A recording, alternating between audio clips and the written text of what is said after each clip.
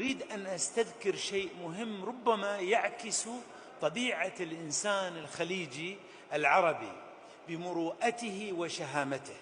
في مثل هذه الأيام قبل 35 سنة كانت هذه المدينة الجميلة تتعرض لصواريخ من أجل الكويت.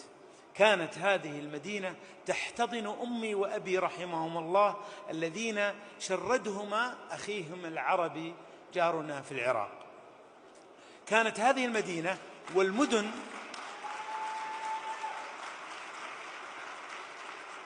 والمدن الخليجية قاطبة. اسمح لي أسترسل عشان أوصل لك إلى النتيجة. مرحبا بك الذي سأستخلص لك به النتيجة.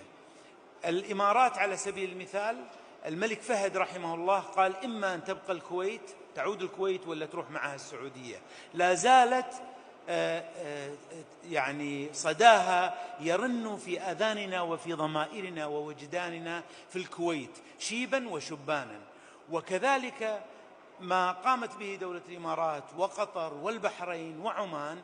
وهنا يأتي الفارق، تلك الغضبة المضرية، تلك النصرة لذلك الحق قبل 35 عاما، وها أنا ذا وقد يعني مضى من العمر أكثر مما بقي، لم أسمع يوما سعوديا واحدا أو خليجيا واحدا يقول إحنا اللي حررناكم، إحنا اللي فكيناكم، إحنا اللي استضفناكم. لماذا؟